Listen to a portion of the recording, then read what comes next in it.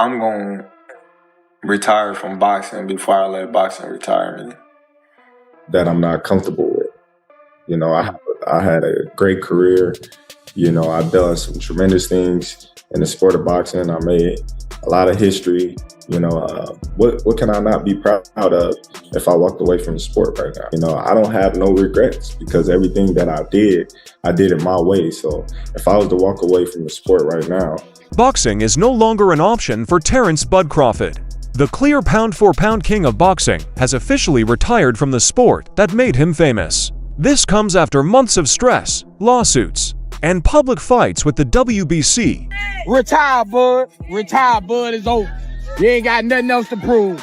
Let's go fishing, Bud. Let's go fishing, Bud. Retire. It's over with. I won. This is the same man who ruled 3 weight classes, won unified titles, and carried himself with quiet confidence. He is now done, gone, retired, stripped of his title, accused of breaching contract, and called out by famous fighters. The sport that Crawford spent his whole life on and died for has finally broken him, he says. So, what really happened behind the scenes? How did one of the best fighters of our time decide to throw down his gloves in rebellion instead of giving up? Take a look at the real reason for Terence Crawford's shocking decision to leave. The boxing world was shocked by a story about betrayal, power, and morals. You know, I always said that I'm going to retire on my own terms, and I'm going to feel good because everything that I did it my way. It all began with an unexpected statement. For real, on December 3, 2025, the WBC finally took away Terence "Bud" Crawford's world super middleweight title. The decision sent shockwaves through the fighting world. Why do they think that? Crawford didn't pay the fees for his last 2 fights, including the $50 million match with Canelo Alvarez. He never paid the sanction fees for that fight. His next fight was Canelo Alvarez. He fought for the WBC title as well as the other 3 organizations, and he won the WBC title and the undisputed. He became undisputed, and he did not pay the sanction fees for the fight. The sport's winner lost his title in an instant. His position of not being questioned is no longer valid. His title was taken away. He lost his link with the WBC for good. But, as dramatic as it sounds, sources say there wasn't any unexpected damage. He did not comply with the rules, then he moves up to super middle and makes the fight of the century, beats Canelo, makes $50 million or around that. The WBC absolutely is not going to charge 3% of such an amount. We made a very clear 0.6%, which is $300,000. Crawford has been very angry for a long time because of broken vows, shady politics, and a sport that punishes the warriors who make it great all the time. Crawford wasn't just going after his opponents in the ring anymore. Crawford actively fought against the system. Crawford was already in a fight with someone else before the WBC incident. There's one of these in court. Filed a case against Bob Arum, a famous boxing promoter, and his company, Top Rank. Crawford's shocking accusation said that Arum had broken the contract, been dishonest, and even been racist. I wanted to give a real quick snippet of what I just found out. So Terence "Bud" Crawford just filed a lawsuit against Top Rank and Bob Arum, claiming racism and bias against black fighters. Crawford says that Top Rank broke their promise to get Errol Spence Jr. and Crawford a unification fight, which was something that fans really wanted. Crawford said that in 2019, he agreed to pay Arum $900,000 if he did not make Spence a good faith deal by the end of 2020. Crawford said the money never showed up. He was stuck and couldn't fight in the most important fight of his career. It was said that Arum was interested in other famous people, and the shocking charge was made. As Arum continued to say racist and discriminatory things, Crawford said that it hurt the reputations of black fighters, including his own. Terence Crawford is actually asking for $10 million in damages. He's basically stating that none of the fighters want to speak up. They don't want to say anything. Arum replied that the whole thing was pointless and stupid. Crawford's claims are nasty, he said. I have spent my whole career trying to help fighters of color. This case is just a mean way to get money from someone. The fight between the two guys in court was the start of the end.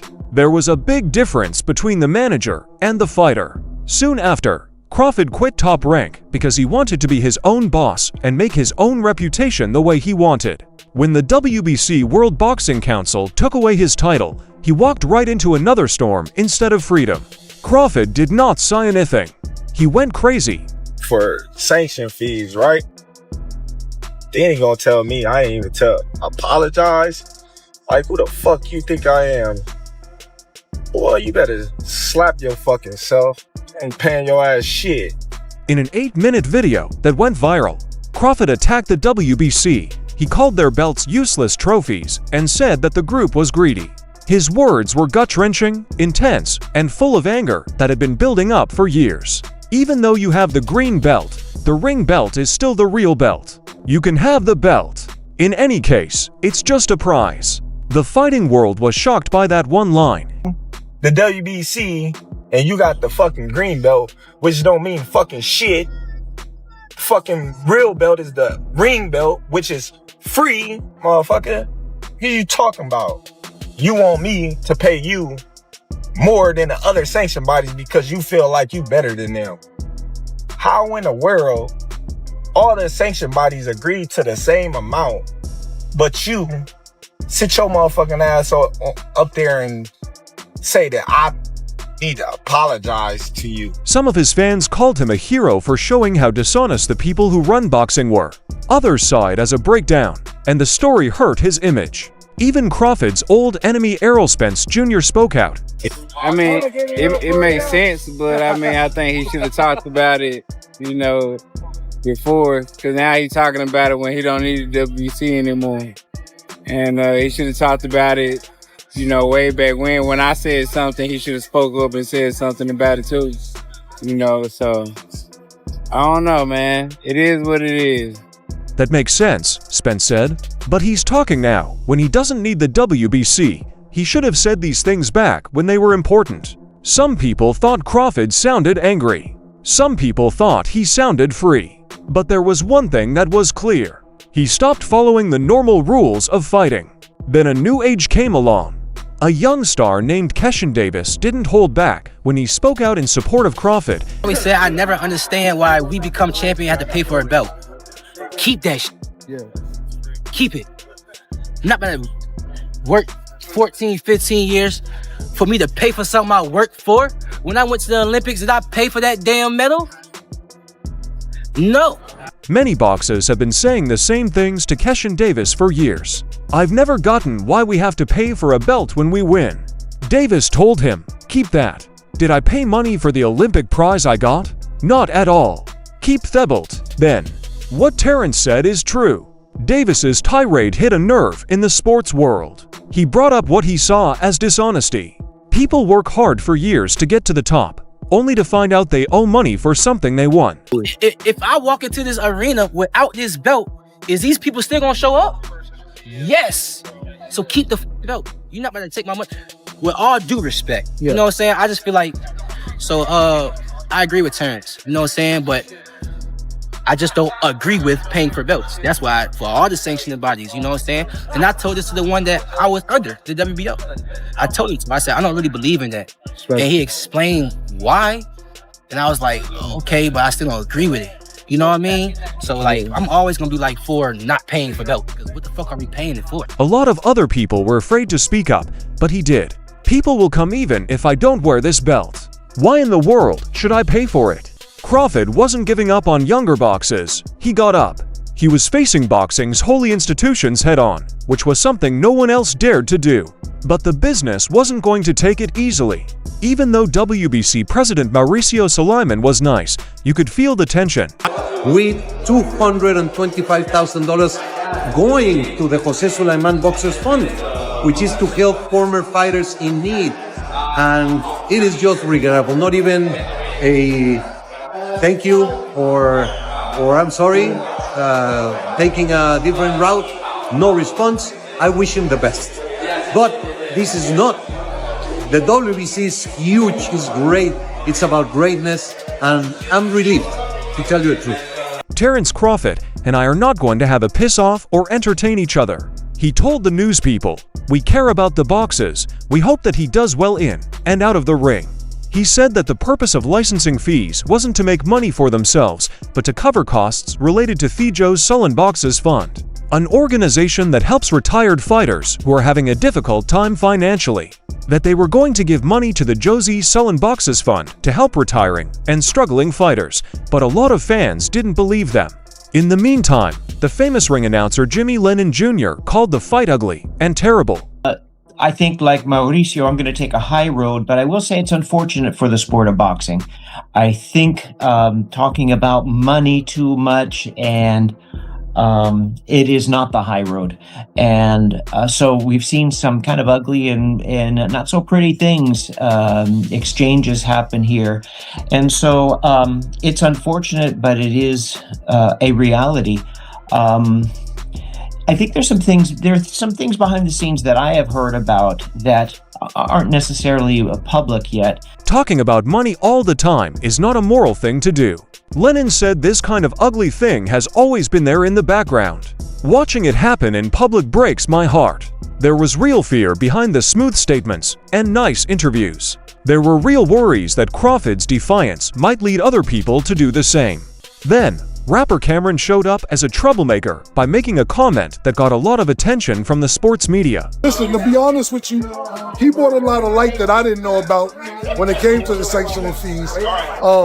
And it seems like one big extortion game. I've seen Floyd say it before, belts collect dust, the money is what really matters. So as long as he gets his money and everything else, I think we already know he's a perennial world champion, probably the pound-for-pound champion right now. Cameron didn't hold back. He taught me things I didn't know. Hesed, these sanctioning fees are one big extortion game. Floyd had said before, belts gather dust, the thing that really matters is the money. Cam didn't think Crawford was crazy. He showed guts. He told his fans that Crawford, who is 42 years old and has 40 wins and no losses, is one of the best boxers of all time and that no governing body could take away his title. Crawford is still the undisputed pound-for-pound king. Cameron said that all he did was show how the system worked. His comments got a lot of attention on talk shows, social media, and boxing blogs. Fans weren't just questioning the fights for the first time in decades. They asked questions of the organizations. In the middle of the chaos, UFC President Dana White, who is not from the boxing world, stepped in and gave things some serious thought. If you look at how this thing's playing out, first of all, let me say this. I love that all these guys, all these boxing guys, love the Ali Act the way it is now. I want to see how many of them actually stay there and do that version of the Ali Act instead of the add-on that we're going to do. Dana White didn't want to be quiet. We were very honest when we weighed in. You do not need to be an expert to understand what is going on.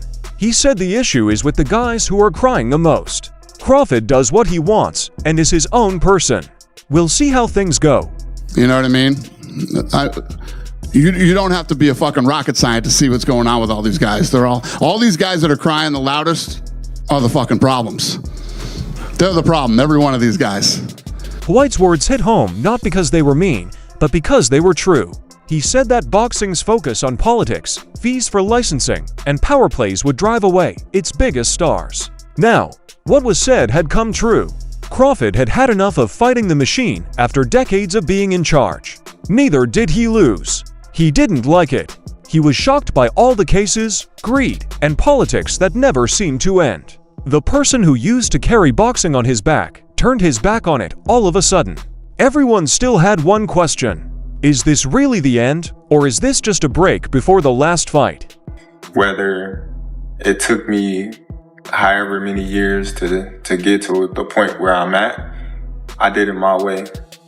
A lot of people can't say that. A lot of people can criticize me and say, oh. One of the most exciting careers in modern boxing came to an end when Terence Crawford decided to quit. As the undisputed welterweight king of 3 divisions, he has never lost a professional fight. He is also a ring technician, a silent killer, and a man whose discipline is second only to his dominance. He is going now on his own terms. He's not going because he lost or because he's old, but because he can't go on any longer.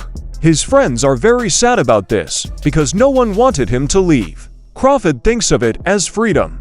Crawford is freed from a structure that no longer places a high value on him. One person who knows can say that they can take the belt. The permission is theirs, but they will never take what he made. Terence Crawford's right. And it's rich as from the WBC, because if they upheld all their rules in their little manifesto, if they upheld them all the time, on time, then do you know something? They might get a bit of sympathy from me here. When you have guys holding #1 positions in weight divisions. No matter how long this retirement lasts, one thing is for sure. Boxing has had to face a truth that has been hidden for too long thanks to Terence Crawford. Fights are what the sport is all about. The kingdom falls apart when people start to leave. What do you think? Did Terence Crawford really quit to help himself? Or is this just his way of taking back power from the people who tried to control him? Put down your thoughts. If Terence "Bud" Crawford's career is really over, it will be a part of boxing history that people will remember. Check out the video below and don't forget to subscribe. Until the next time.